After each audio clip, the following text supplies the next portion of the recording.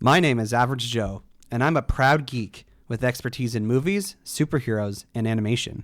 My name is Beef Pork Ribs. I'm a fine repository of esoteric knowledge, which I suppose most people would qualify as geeky. Though I dabble in many fandoms, my main areas of expertise are anime, movies, and Belgian comics, with a strong recent insurgency of D&D. Our mission is to bring nerd and geek culture to the masses by sticking it all under the microscope. Welcome to the Bat Jar Podcast.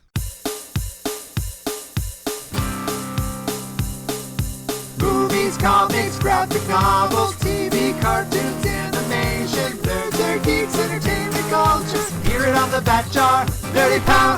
Nerds and geeks, come gather around the scene. Come and join us in the Bat Jar. Come and tune into Average Joe and his team. Lots of room here in the Bat Jar. When the newest nerdy news drops, these podcast pals put it under the scope. DC, Marvel, Disney, Star Wars, cinematic, multiverses, mega Christmas, strangest franchise. Hear it on the Bat Jar, Nerdy Power. Hello there, and welcome to the Bat Jar Podcast, where we put nerd and geek culture under the microscope. This week, we are celebrating quite an occasion on the Bat Jar Podcast. This is the first time we're going to have 5 people as part of the conversation. Beef Pork Ribs, are you excited for this opportunity? I am excited and a little bit scared, not gonna lie, not only because of the new experience, but because of the people who are partaking in it. So to all of our listeners, happy Easter. I am currently drinking coffee with Bailey's in it to celebrate, so I'm just taking a little sippy sip here. That was tasty. So yes, we have been promising a Dungeons & Dragons episode for a long time, at least 6 months. So we are finally delivering on that. And in order to really take it up a level, we are going to have 3 special guests on today. So first of all, I want to welcome back Pixel Patch to the Bat Jar Podcast. Hey, thank you very much for having me back. It's been great. Well, then again, I can't really go anywhere else since I'm stuck, like everyone else, in their own homes. But that's all right. It just allows me to write some more content for future games. So it's been 6 months now since you left the show as a full-time host, so it's good to have you here. What is one nerdy or geeky thing you've been up to since you were last on the show? That's a really good question. There's 2 of them, but I think the more interesting one is I'm working with a friend on a project that's a set of colorful little stickers that you stick at bus stops. And when you scan it, it loads a short story onto your phone while you're waiting for the bus or during your commute. All right, so second, we have King Boo. Welcome back to the Bat Jar Podcast, King Boo. Thank you. It's great being here. I'm really happy to be here, actually. I listen to the podcast all the time, and it's excellent to be back on here. It's been a while. Yeah, you were last on the show in October of 2018 when we talked about the Venom movie. So the online recording software we're using allows us to have you as part of the show, even though you live several hours away by plane. So what is one nerdy or geeky thing you've done since you were last on the show? Doing some stuff in quarantine, as a little introvert nerd. There's a lot of stuff to do out there, but mostly just playing video games, playing the Warzone, and it's a good old time. Just getting killed by hackers. It's a good time. Very interesting. And finally, we have my other brother, Danhattan, back with us for the first time since July of last year when we talked about the air quote live action Lion King. So welcome back, Danhattan. Thank you, guys. Thank you for having me on. I'm excited to talk about one of the things that I have slowly become obsessed about. So what is something nerdy or geeky you've been up to since you were last on the show? I have been kind of diving into Dungeons & Dragons a lot lately. It seems that this quarantine has given me the ability to play it more. So I am currently running 2 games, one of them including King Boo as one of my players, and I am also playing in one as a player. So I've actually been keeping myself pretty busy with Dungeons & Dragons during this quarantine. From what I understand, all 4 of you have played Dungeons & Dragons and are currently playing it in some online variation. Challenge your imagination to come alive and to battle with the creatures of Dungeons & Dragons. grapple against the forces of evil as a Marvel Comics superhero. Hunt adventure and glory as Indiana Jones. The all-new role-playing games of TSR and Dungeons & Dragons. Unleash the power of your imagination. Beef pork ribs. Since you're kind of like you're the regular co-host, and the rest of these guys are going to special guests. Why don't you explain to our audience how you were first introduced to Dungeons and Dragons? I mean, obviously, I've been aware of Dungeons and Dragons for most of my life, I guess. I don't know. You hear about these things that nerds are supposed to do, and uh, a lot of people actually thought that I did play Dungeons and Dragons when I was in high school and so on, but I didn't. A lot of people, I wanted to, but I didn't have any friends who were into it. Um, and in an odd twist of fate, when I moved to Alberta for a few years, that's when like three of my friends suddenly started playing. One of whom I started talking to a lot because he had talked to me. Well, he knows that I sometimes write fantasy stories in my spare time, and he's like, and I was talking to him about the difficulties of, I like creating worlds, but I'm not good at stories. And he's like, well, why don't you just make a D&D campaign setting?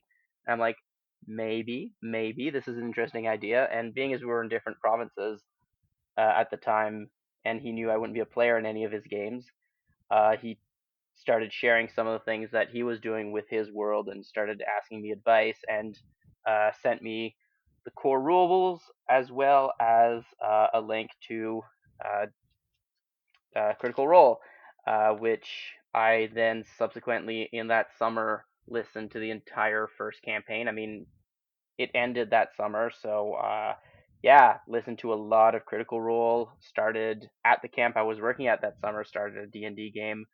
Got the books. And then I've been kind of doing things ever since. Pixel Patch, how were you first introduced to Dungeons and Dragons?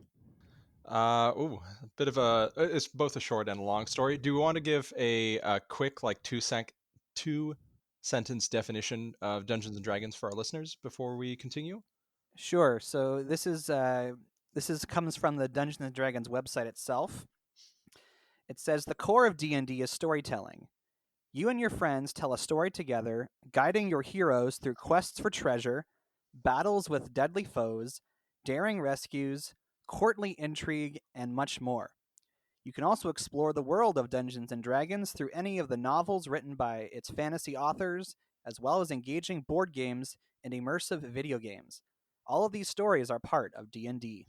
There we go. And the main idea is you sit around with friends, you have a character in front of you who can do certain things, and you're telling a story like you would with friends normally. Like, all right, you guys start here, and you see like a gold gem up ahead. It's like, okay, I run up to it, and basically one person will have all the hidden information available. So, like, what kind of monsters are in one area, what kind of quests are available, and you'll just have a conversation with them. But where it changes is the dice. So basically, you'll end up rolling a dice to see how well you perform your actions, and that's where the story kind of unfolds. Because if you're failing miserably all the time during your adventures, the adventure can take a very different turn than what you expected. So with that out of the way, I'll go into the short story of how I came to know D&D. The first one was as a young child growing up, being told I could not play it because my parents got a little bit of a misinformation from some online sources where the contents of D&D were diabolical. There are some ties into that I won't go into, but basically it was a little bit of misinformation that was unfortunately blown out of proportions. And having played D&D as a Catholic for a few years, I can see where the fears came from, and then I also understand what the actual core of D&D is, which is storytelling with friends. Which, pardon me, there are about 100 different tabletop RPGs available, which is kind of what D&D is, storytelling games. And a lot of them solve the issues that people had back in the day with it. And then the first time playing properly was once I was done college. A friend of mine invited me over with a bunch of our old college friends to play our first ever adventure in the D&D starter kit, which is a small box with an adventure that will run you about 6 sessions. So you'll meet with friends and play for about 2 to 3 hours at a time over a period of weeks or months, and then slowly work your way through a pre-written adventure with some modifications made by the storyteller until you get to the end of it. So that was the first time playing. So I'd heard about it growing up. It seemed like a really bad thing, and then finally playing it, I, as a creative person, absolutely loved it because it's storytelling with rules and structures that let you experience these amazing tales. I think that pretty much covers it. Very interesting. King Boo, I think it's been relatively recent for you, but how did you get introduced to Dungeons and Dragons? Well, I started playing over a year ago. When I moved out to Alberta, I didn't have as much friends, and that's kind of how it started for me. Is that I just got some group of friends together who I thought might have been interested to do it, and they actually were like, "Oh yeah, down!" And they've actually had tons of experience and taught me how to actually play and understand the game. And it's been a wild ride just because you've been able to like gain that friendship through everybody and have like a great time. And even through times like this, you still have the like things to actually play it online, which is fantastic to actually keep that going.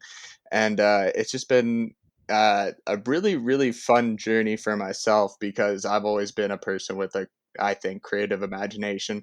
And of course, whenever I'm imagining these scenes in my head, because it all plays out, it's always got to be an anime Joe, average Joe. Well done. You said my name correctly. I appreciate that. And Danhattan, how did you get introduced to Dungeons and Dragons? Yeah, my introduction to Dungeons and Dragons was it was to me it was a little interesting. At the time, I was working at Best Buy in my town, and one of my coworkers was asking me if I was ever interested in fantasy tabletop games, and I said, oh, like Dungeons and Dragons, and I had some interest, but I didn't really know where to start. And he kind of said, no, that's too easy to play. It's simplified too much. And what this guy had created was his own version, his own homebrew tabletop game with a different set of rules. And so I said, yeah, I'd like to play. And unfortunately, due to attendance from other group members, it never really took off. But it piqued my interest. So after a couple months of moping around, I finally decided to head to the local game shop and take part in the Adventure League Dungeons and Dragons night that the local game shop had, and I met a good group of people there that I have now been in multiple campaigns with, and I've run my own campaigns, and I've been enjoying the ride ever since. But it really started when I was kind of introduced to it at that game shop. And I also am a big fan of Critical Role. When I was on paternity leave, I was looking for things to watch, and there's only so much TV you can watch during the day that doesn't drive you crazy. And Critical Role had hours and hours and hours of content on YouTube, and I was so behind that I actually originally started with the second campaign, and I fallen in love with it. So I understand where the love for Critical Role comes from. See, I find that interesting because for me, kind of like beef pork ribs, there was an awareness of what Dungeons and Dragons was long before I ever played it. I think it was an episode of Futurama where Bender, it's like it's kind of like a lived out Dungeons and Dragons campaign, and there's like I remember there's like giant dice that fall from the sky, and they play through the campaign as if it was a D&D game. And David X. Cohen, who is like one of the main producers of Futurama, very openly said he was a huge fan of D&D. In fact, I think they even had Gary Gygax guest star in an episode. So I knew the name Gary Gygax way before I ever actually picked up the dice and played a game of Dungeons and Dragons. And as listeners of this podcast will note, I have only played one-shot campaigns, meaning like you play it once and it's done. I've played it I think 3 times now, and all at the at the encouragement of Danhattan. So I appreciate you introducing me, but I have yet to get really bought into this world as of yet. Pixel Patch, you look like you got something to say. Pardon me. Wow, of course, bring my microphone back on. Oh, am I actually recording? Yes. Okay, sorry about that. The bar was stretched a little bit farther than I could actually see. Um, a really interesting thing is like everyone's mentioned Critical Role. And for our listeners, the audiobook format that people have fallen in love with is one of the main reasons that makes listening to audio D&D work so well, because it's a story that you, along with the players, don't really know which direction it's going in. So I love Critical Role, and I've actually been listening to the Glass Cannon podcast, which is run through a tabletop system called Pathfinder. And they do an amazing job, especially in their second season, of just having amazing high quality audio and a really, really strong storyteller who's actually a comedian from Chicago. And the reason it's so easy to listen to is because though D&D, you can play it with miniatures and have it tell like, okay, your guy's over here, the monster's over there. You can also do what's called theater of the mind, where it's like, okay, I'll present you a scenario verbally and you kind of have to imagine it and then you'll react. And so for the podcast, this is all verbal and it's amazing to listen to because unlike a novel where the ending's set in stone, if you're following along as people are recording and releasing episodes every week, it's kind of like watching the newest TV show and just being able to be there for the reactions and the changes in the story. I was just saying I agree with Pixel Patch, but on the flip side of that, I really enjoy Critical Role and other content like the Adventure Zone or um, other vlog D&D content because it's also a little bit more accessible to those that are hearing impaired as well. And also playing it has changed so much. And we talked about the ability to play it online. I'm in a campaign right now where the DM is hard of hearing, and she uses text to convey story and to present the content to us, which is really enjoyable. So I think it Dungeons and Dragons and other tabletop games, especially with the technology advances that we have now, really has made this an accessible product. That being said, there are leaps and bounds of progress that need to be made. I mean, there's still some content that's being produced that isn't fully closed captioned. So that's something that I think needs to be pushed forward for everyone to be able to enjoy the content like we do. But I think that's a really cool point that Pixel Patch mentioned, and I think on the flip side, it provides an ability for those who are hard of hearing or hearing impaired to enjoy. I think the last thing to add to that also is that, like, when I started watching Critical Role, it was on YouTube, and I loved like seeing the players interact, and I thought that was like something I would miss when it went to the podcast version, but then it was really just as good, and I found that to be the kind of the same with other games, and even with playing it, like I said, as theater of the mind, is that it can be very accessible to people in all formats, and I imagine, especially if it's also got closed caption, that it's something that everybody can kind of enjoy. And I also think it was really nice to see that um, it created a medium or a type of entertainment that is accessible without having to pick up all the rules. And I think that's something that's really great about those kind of podcasts, is that, like, by osmosis, just by watching them, I got a really good general idea of the rules, even without having read the rule book. And then when I read it, I'm like, oh yeah, I knew this and that,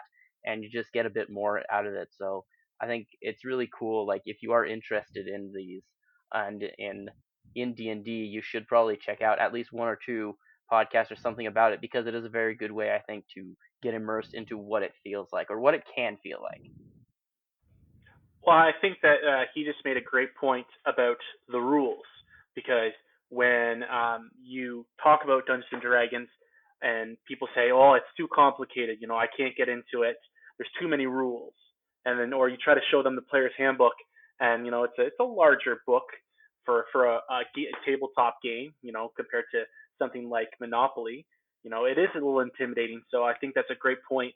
If you show people the content that's been put out there that shows the rules. I mean, Critical Role even made a little mini series called Handbook or Helper, which they're like 5 minute little videos, and it goes and they break down all the classes, the rules for playing, and all the different information that you need to know. So I think that these content creators are making the game more accessible in terms of it's breaking it down and making it seem easier to play, because that's been my experience, and that was my experience with you, Average Joe, is that you were too afraid of the rules when we first talked about trying to get you into a campaign. That's fair. Pixel Patch? Yeah, just reinforcing all that. The reason my wife plays the game now is because she listened to those podcasts and saw, hey, this is actually way easier than I thought it was. Would you be interested in running a game? And so goading her into like, all right, come on, we can make you a character, do it all quick. And we just had the front end of the rules be the person who was running the game, which will usually be a friend who's interested and already knows most of the content.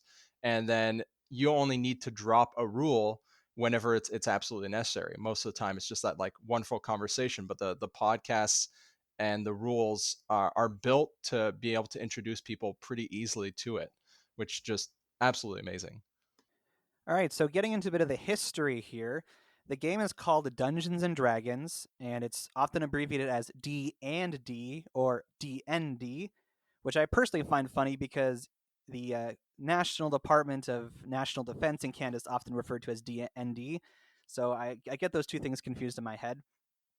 But as I kind of mentioned already, Dungeons and Dragons was designed by Gary Gygax and Dave Arneson.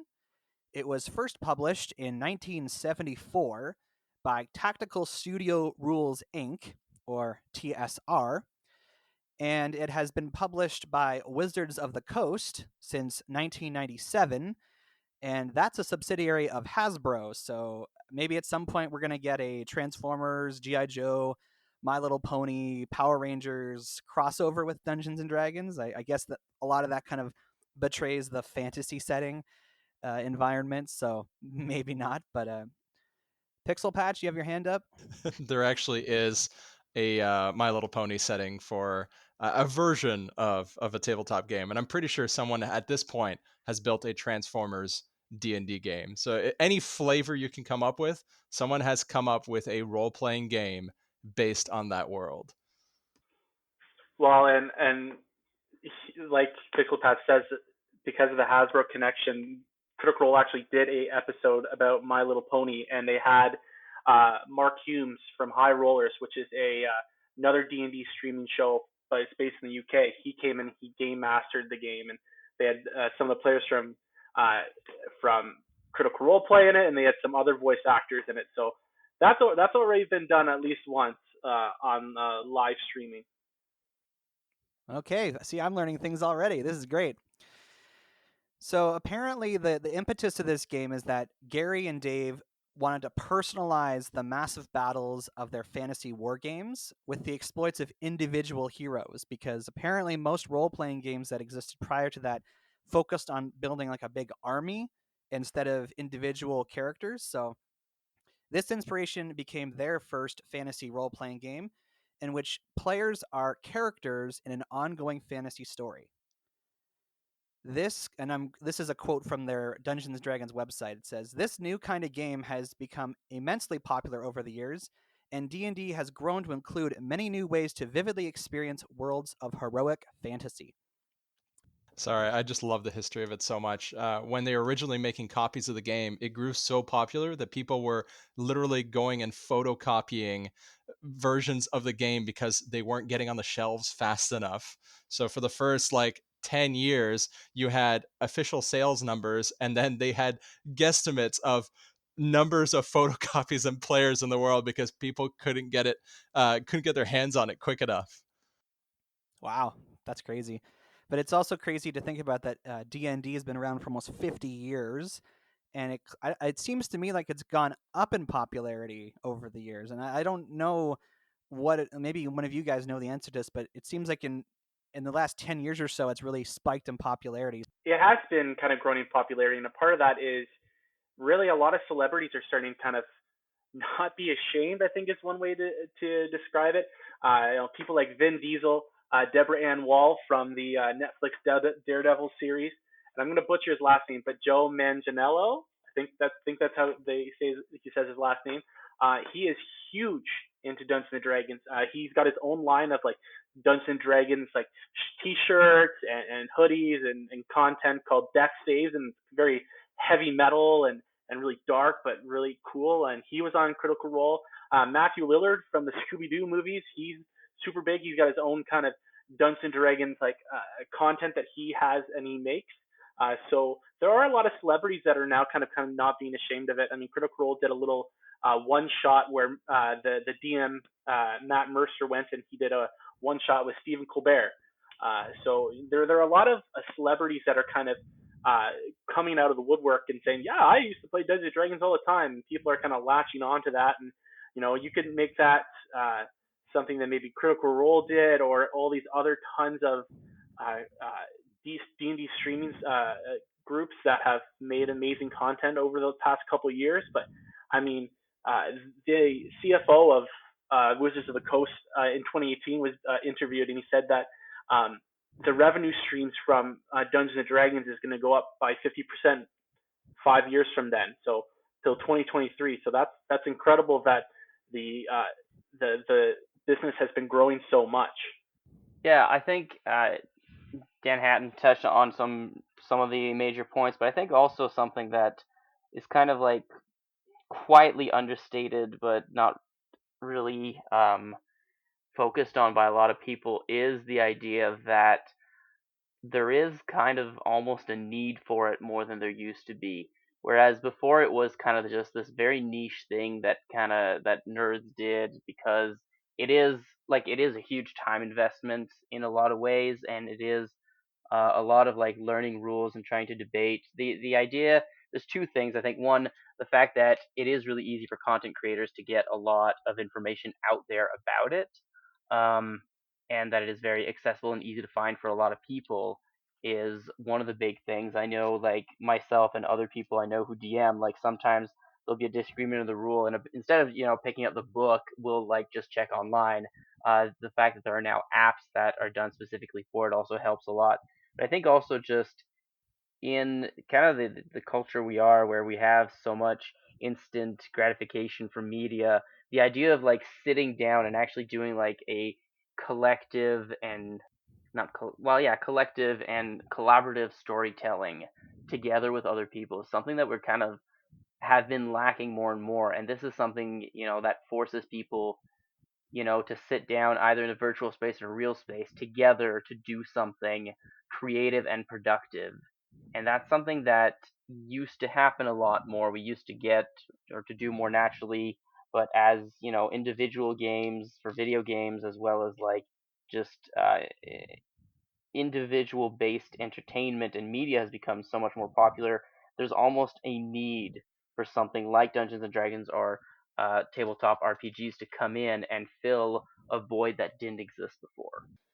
Yeah, those are all great points. Essentially, why, and I can't help to mention the big one, the Mr. Pacifier and Fast and Furious Vin Diesel being a huge D&D head himself, and even the Last Witch Hunter, one of his ridiculous action movies, is actually based off of a character he had from a campaign that he plays in, which is kind of wild that he just had that much like energy and wanted to play it that bad. But also, even you touching on it earlier, like just introduced into like TV shows, like almost every TV show, like a nerdy TV show at least, will have a D&D episode, like South Park or Community or Futurama, like you said, or Buffy.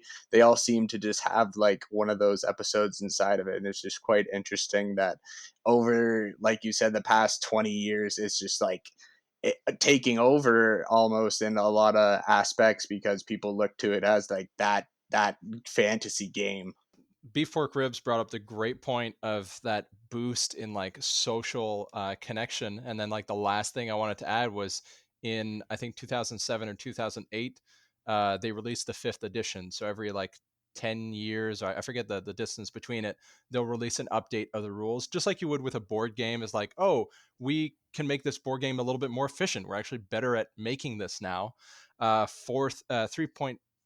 Third edition and fourth edition tended to be very rules heavy.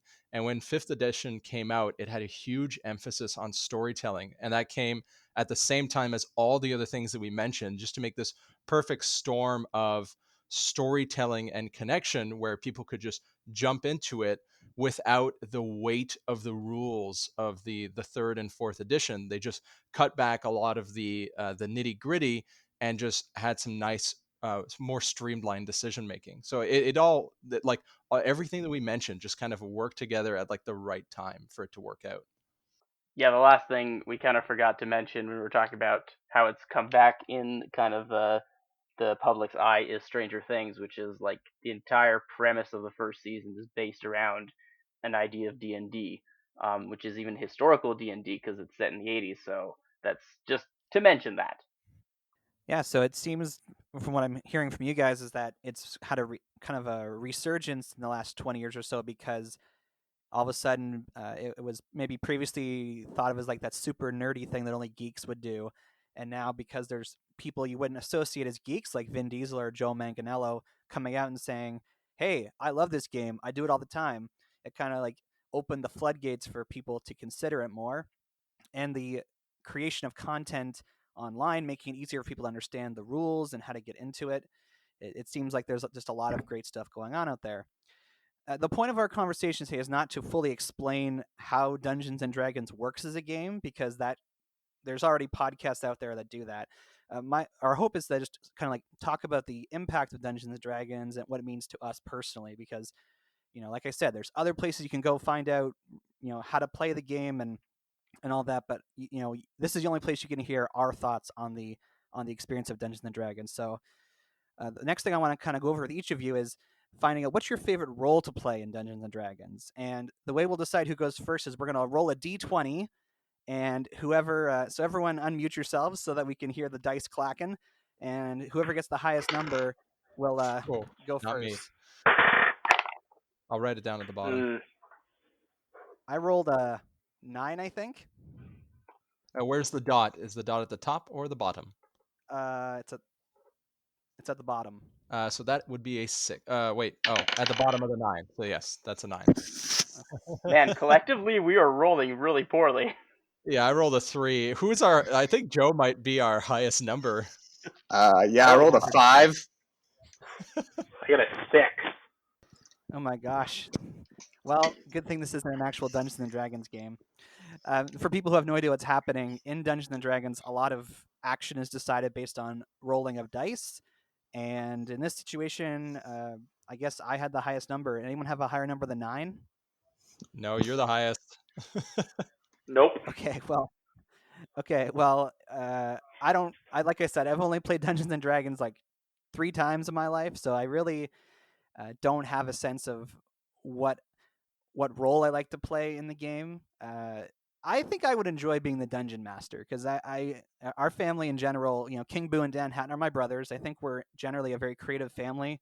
We all love to talk, so I could totally see myself being in that dungeon master role and not having to actually worry about the mechanics of actually playing the game. Because when I have played, that has been what has made me feel overwhelmed. Is how am I doing this, or what is this and that and the other thing. But if I'm the dungeon master, the guy who's coming up with the story, I don't have to worry about that. So hypothetically, since I've never done this, I would say being the dungeon master would be my favorite. But I'm going to shift it now to the guys who've actually played the game more regularly. So we'll start with King Boo. Well, okie dokie. Essentially, right now, in both my campaigns, I am barbarians in both of them, and I enjoy that a lot because it has to just do with like a lot of brute force and just hitting people and just being a tank and taking damage and giving out damage at the same time and using some pretty cool weaponry. and it's actually interesting. Danhattan, he is the DM in one of the campaigns of Barbarian, and that's what he just gave me. And it's quite interesting because it's a completely different kind of barbarian than the one I'm used to playing. So it's actually like refreshing to play kind of in a different way than what I'm used to playing. And like I said earlier, I'm always imagining this as like in my imagination as like an anime scene going down. So I always imagine myself as like that Asta or like Goku or Naruto, just messing up guys and having a great time. And that's like one of the things I get out of it, because that's something I love about anime is like the great fight scenes and animation that you get from it. Yeah, kind of off of what King Boo said is we chose a barbarian class that's actually one that's not technically official yet. It's D&D creates some subclasses that they basically tell everyone to play test, see if it works or not. If it does go well, then maybe we'll add it into the official content. So he's playing a Wild Surge barbarian. So one of the benefits of being a barbarian is if you choose a rage, you get benefits. With a Wild Surge barbarian, basically King Boo has to roll a d8 every time he does, and then something happens.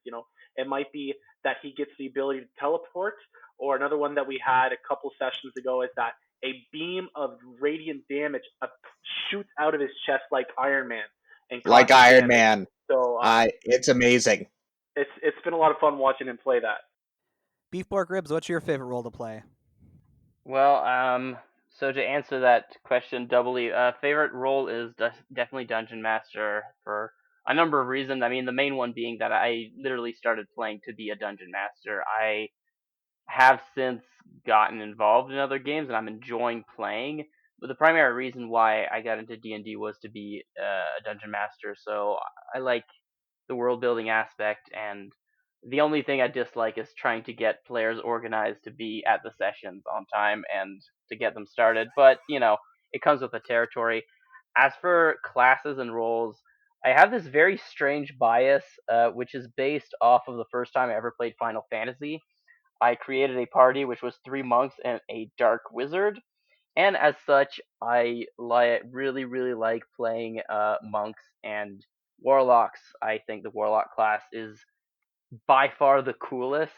I understand by the rules, it's actually not that great, but there's just so much good potential for storytelling around warlocks. I absolutely love that class, and monks. I like it as a class for the same reason I liked it in Final Fantasy. You just don't buy any equipment and you're good. It's great. Pixel Patch, you mentioned DMing before, but what's your answer to this question? So I ended up.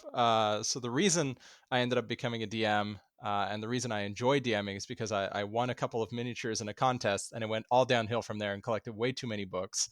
But I love storytelling, and I love coming up with odd or fun things for my players to do. And as a player over the years, every now and then there's games that I'll run into where more like shy players won't always be given the limelight. And I don't always have the agency to address that when I'm a player.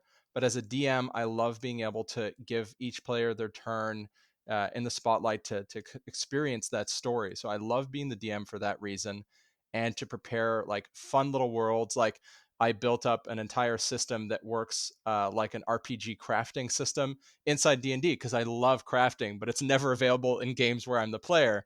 So those are my like outlets for that.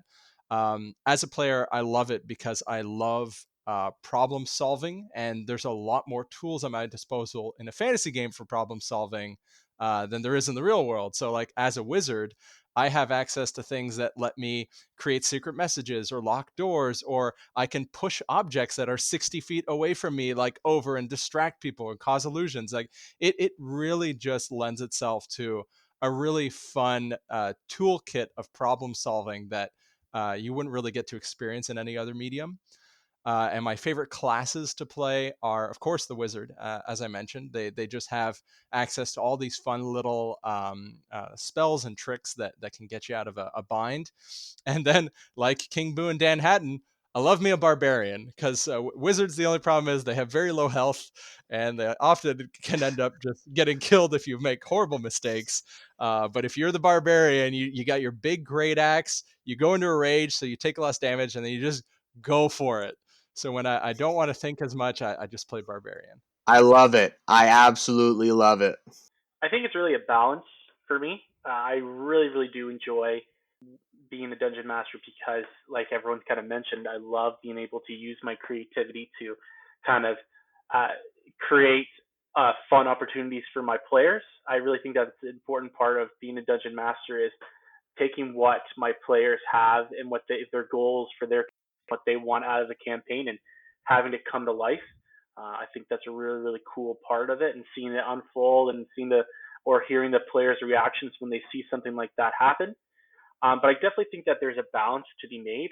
Yeah, I think that you can definitely be overworked and fried when it comes to DMing, and sometimes near the end of a campaign, you start to get tired of it, and then you long to play once again. I mean, I have probably over 50 characters on my D&D Beyond account, which I've been itching to try and play. So I think there's definitely a balance to be made. And in terms of my favorite class, I do like being a barbarian. I've played them a few times, but I think my favorite class is the cleric. And I think that for the reason is that it's just they're so versatile.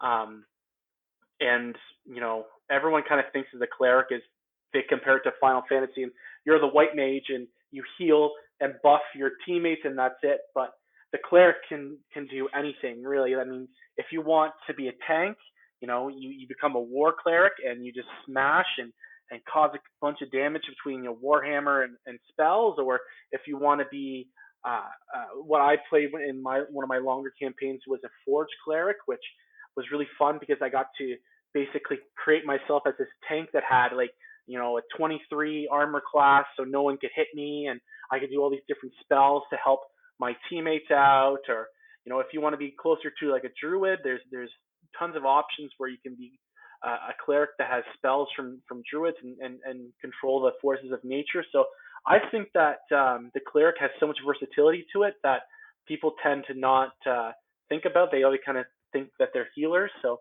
I think that's my favorite class, and I've really enjoyed playing different versions of it. All right, we're going to do another dice roll to determine who gets to talk first for this next question. So everyone, unmute yourselves and let's roll them dice. Oh, the 15. Wow. I got 16. 17. I got a 4. Looks like Danhattan has the highest number. So Danhattan, the next question we have for everyone to answer: what is your favorite part about playing Dungeons and Dragons? What is my favorite part about playing Dungeons and Dragons? Well, I've actually had to think about this because there are a ton of things that I really enjoy about Dungeons and Dragons. But I really think that when it comes down to it, it's an escape for me. I really started playing most of my Dungeons and Dragons around the time my daughter was born, and I suffered from postpartum depression, which was something that was kind of kept unchecked because I never really thought that it was something that would happen to me, but it did, and it was serious. And uh, through my process of going through that healing was I had this outlet for my frustration or for my creativity or um, I could learn and grow from. And so to be able to meet with some friends and play and to burn off some steam. And one of my other favorite things is seeing people's creativity kind of come out in front of me. You could be someone who's really quiet and if they do something amazing and everyone's cheering them on, they tend to get more motivated, and so that's really cool to watch as well. So I think that for it to be escape for people, no matter what creed, sexual orientation, race, it really is something that can, if done properly and politely and kindly, can be something that everyone could use to escape with. Okay, I think I had the next highest number with 16. For myself, again, limited exposure, so I won't say very much, but the times I have played, I do enjoy how imaginative it is because it literally is this adventure game where you're deciding as you go along what happens. And I've actually really enjoyed like I'm gonna try to do something weird here, and sometimes it works for me, and sometimes it doesn't. And I do enjoy the role playing aspect where I'm like I get this little character sheet that explains my history and my personality. So thinking, how is my character going to react to this situation, and then just kind of trying to act that out and see what happens. I've really enjoyed that element of it. Yeah. To be honest, it's probably kind of the same route as you. The imagination is the big key because it's a lot of fun to imagine what everything's going to be and how everything's going to play out, especially in your head. And it really helps when you have a great DM like Danhattan who can really give different perspectives and voices, and it just goes all out. And it's always a great time. And that's the one thing that really got me like happy and excited about the game, was knowing that my DMs were going to do a fantastic job and really put like they're all in so that I would have a great experience and that I could imagine all these different possibilities. And even like I said earlier, like the friendship is key, just learning, just meeting all these new people and playing with them and having a great time. And just some people you just don't even know who they are. And like in the campaign with Danhattan, one of his friends is in it who I've never met in person, but we met through our campaign. It's just been a great time, and that's like a very key part for me too. I'm not sure I can really pinpoint it. Because I think it is different for me as a DM and as a player. Um, like as a dungeon master, I get very excited about um, creating the world, and especially when my players have interesting characters, integrating their character's backstory into the campaign and into the world. Just to I really enjoy that aspect to make them feel like their character is special, even though I know there are varying schools of thoughts on how DMs should do that and whether they should or not. But I've always found that to be one of the more rewarding things when they're like, "Oh my gosh, that's a thing that I created and now it's part of the world and it became consequential." So I think, yeah, I guess it is similar, like to what was said before about making somebody's life kind of great for a moment. As a player, I will say that I think what I enjoy the most, character conversations, like when you're having a conversation with another player but as your characters, and just like the kind of weird how there is a bond being created between two fictional characters that you have created, but how it actually does translate to kind of in a certain way a bond being created between two people, and just the really weirdness of that, even though it sounds almost crazy, but I've definitely had that happen where because my character talked to another character for just because they had similarities in the campaign, I ended up talking to that person more and kind of getting rid of the shyness to talk to them. So yeah, that's my favorite things for the two aspects. And Pixel Patch, rolling only a 2. You're up. Yeah, I've unfortunately with that skill check, I can't see anything. So for my favorite parts of D&D, it really is coming together with friends to tell a story. Because growing up, we did a lot of like creative writing. We did like storytelling, or like our parents would read to us. And it was just a really fun, wholesome time. And I grew up playing board games with my family. And I find that playing D&D and playing a lot of the tabletop role-playing games that I have just brings me back to those wonderful moments of being able to connect with friends, being able to tell a story and just experience fun and adventure. Especially when like times are stressful, it's really fun to just be able to connect with people. And the second part, of course, as a DM, and being able to set up, games with friends, and be like, hey, like I really want to hang out with you more. Like, would you be interested in playing like some D&D? It's really nice to have this wonderful like physical presence and like verbal conversation, even if it's just in the confines of a story. I think that's one of the biggest things for me. Wow, so there's clearly a lot of passion here for this game in the various voices that you're hearing on this podcast. So, uh, one of the things that was mentioned earlier that I think is really important is that in this, as we've gotten more and more into the modern day and into the 2020s even, so much of our entertainment and leisure activities are screen based and sitting in front of a screen. And the internet allows us to air quotes spend time with people by like playing online video games or playing online board games or what have you. So the fact that Dungeons and Dragons exists as an activity where people actually congregate in person and actually spend like actual quality time with each other, I think is a really important thing. And of course, right now we're living in this pandemic where we're not supposed to gather in person. So if there's, maybe you guys can all speak to this. So if someone's listening to this podcast, has never played Dungeons and Dragons before, and would like to try it out maybe online. There's a lot of ways to play. My big recommendation, of course, the easiest way is if you have a friend who knows how to play. So if you have social media, be like, hey, I'm interested in playing a tabletop game. Even if you don't specifically say D&D, there will usually be someone who can lead you through the first parts of that. And also, there isn't just D&D as the starting point. There are easier games that can bring you to that area, and there's a lot of online tools. Like us right now, we're using this recording software, but this could easily be us on a Skype call playing D&D, or using an online audio format called Discord, where you can just play over voice. But so games like Roll for Shoes are a very simplified version of D&D. Dungeon World is a little bit more complex and has like a character sheet where you just create a character within 5-10 minutes by filling out the blanks, and that scales all the way up to like Pathfinder and some more complex systems. But I think the easiest way to get into it is to have someone guide you along for your first time through.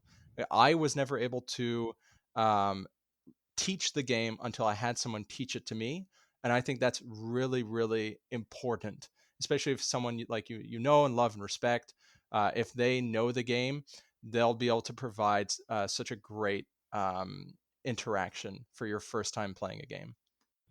I think that there's other, as well as asking your friends, there are some other opportunities that you can look at. Um, the first one is do something that I did and contact your local game shop.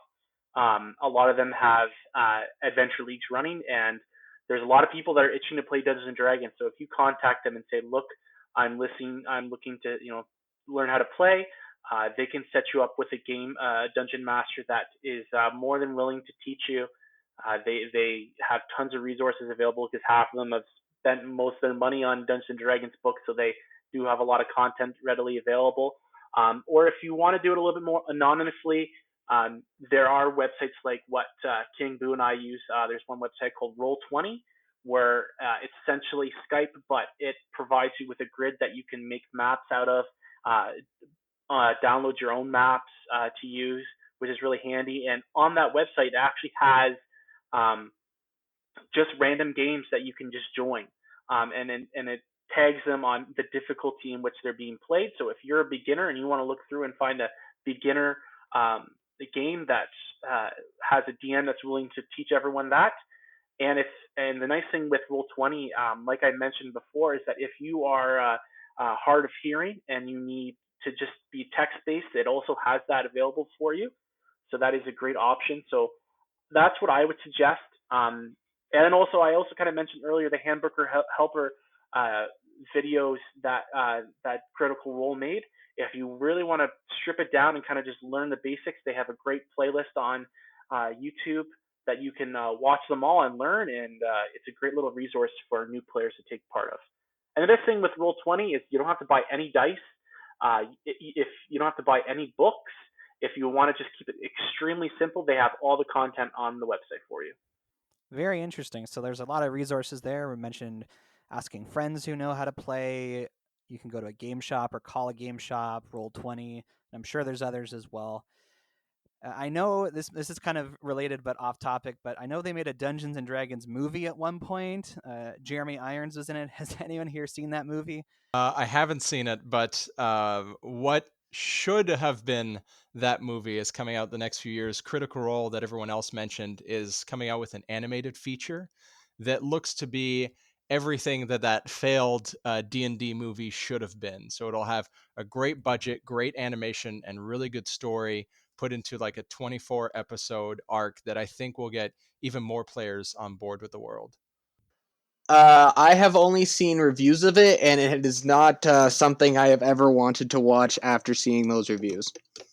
So yeah, we've mentioned Critical Role a whole lot on this podcast today. They, I think it was last year, they did was it a Kickstarter or a GoFundMe, or they did some kind of online fundraising campaign to try and make was it a one like a special episode of they wanted to be like an animated kind of like half-hour episode of their show of their characters playing D&D, and it kind of did so well that it turned into a movie, and then I think it was picked up by Amazon to become a series. Does anyone want to fact check me on that? The adventure begins. They will always beside you, your nerdy best friends, and the DM to guide you. And they rise from the flames for the battles ahead. Villains beware, 'cause you're about to be dead. They got magic and flair. They got daggers and cunning. They don't see over there. There's a monster becoming. Inspiration is waiting. Rise up, don't think twice. Put your fate in your hands. Take a chance, roll the dice. Can you answer the call? Digging deep in your soul as the legend unfolds. Now it's your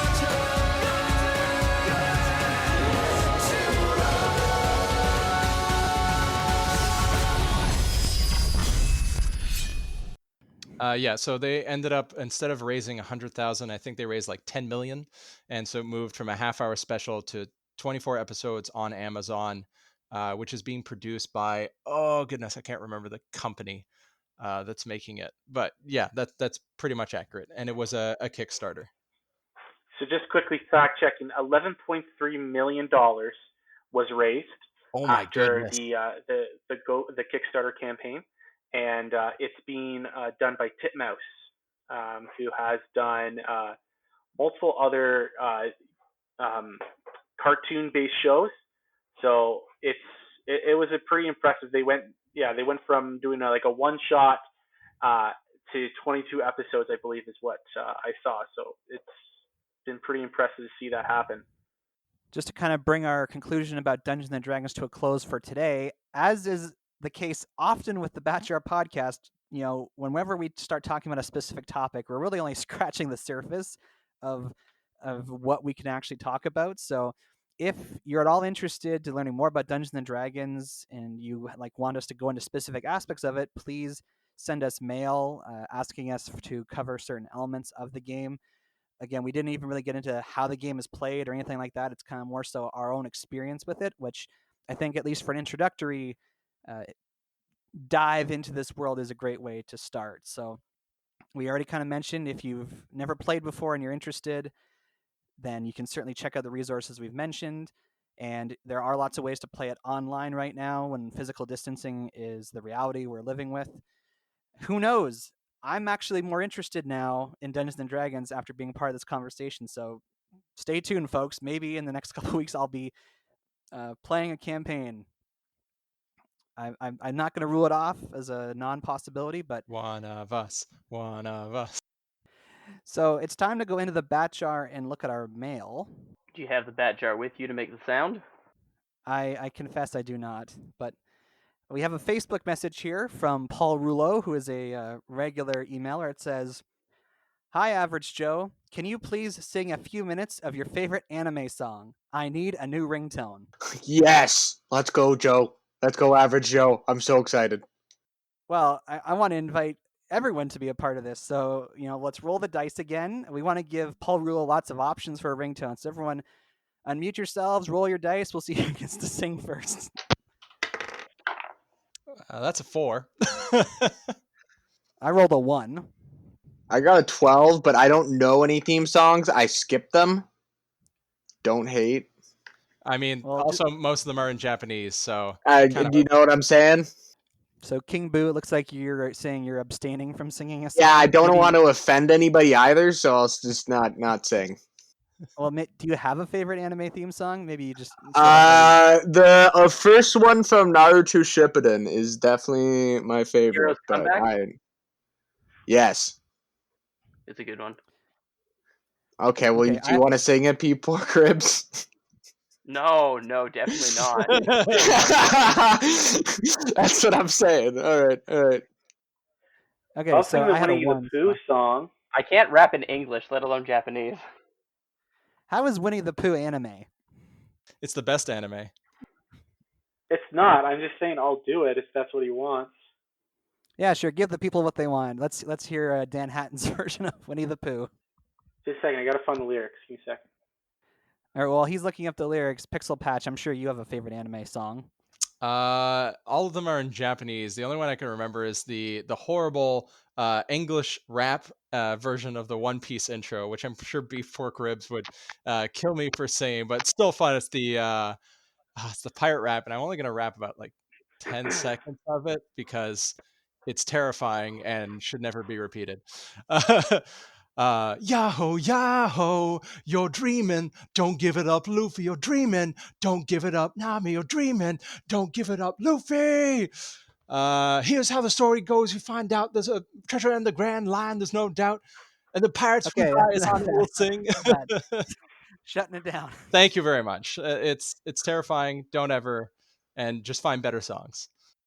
I can sing that one god awful Dragon Ball Z Canadian theme song where it's just screaming at you, Dragon Ball, Dragon Ball Z. That's all I know. Okay. Okay, so my daughter and I have rediscovered The Adventures of Winnie the Pooh, the show from the '90s on Disney Plus. So I'm going to sing the theme song to The New Adventures of Winnie the Pooh. I gotta get up, I gotta get going. I'm gonna see a friend of mine. He's round and he's fuzzy. I love him just because he's Pooh Bear, Winnie the Pooh Bear. Looking for fun, chasing some honeybees. Pooh Bear, I know he's out there. Rumbly tumbly, climbing up a honey tree. Pooh Bear, Winnie the Pooh Bear, wherever you go. Oh, won't you take me, please, Pooh Bear? I gotta be there. It's me and it's you, my silly old Winnie the Pooh.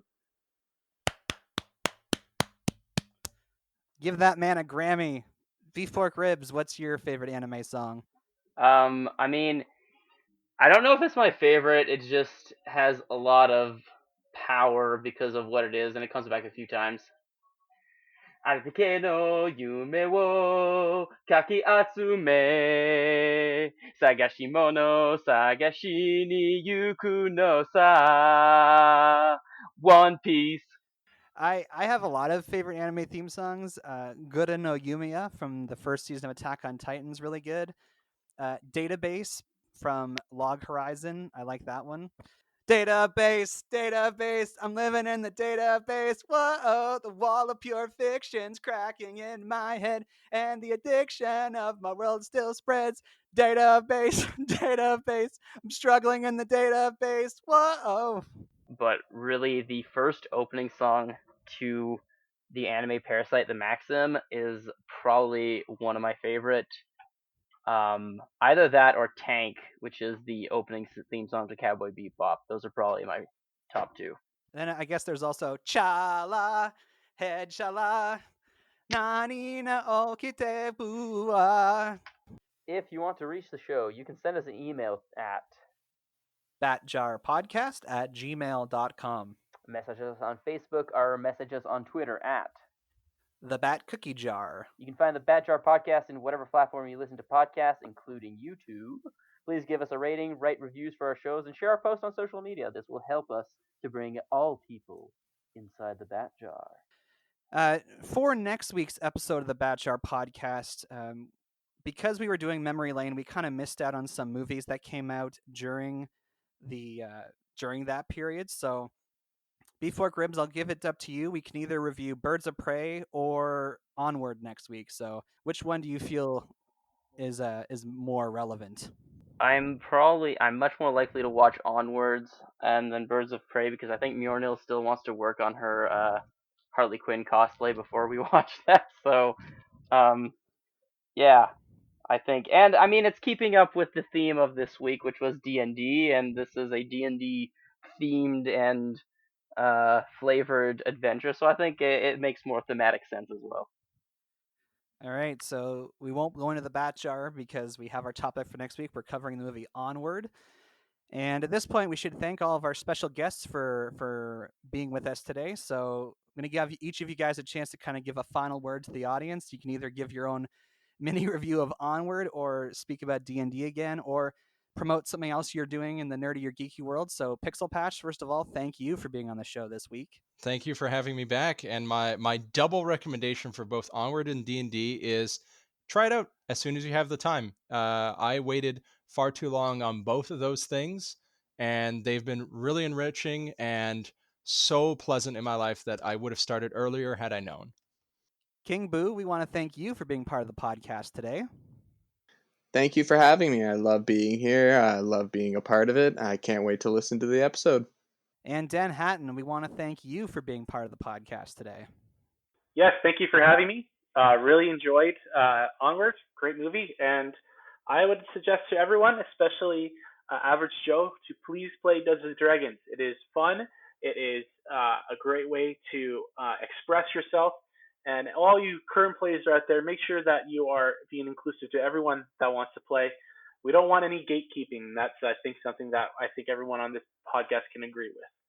Come back to the Bad Char podcast next week when we talk about the new Pixar movie Onward. Until that time, I'm Average Joe. And I'm B4 Ribs. And I'm Pixel Patch. Well, I'm King Boo. And I'm Danhattan. Catch you on the flip side. We have been excellent. One pixel at a time. All right, have a great day. This is my third episode, and I still don't have a catchphrase.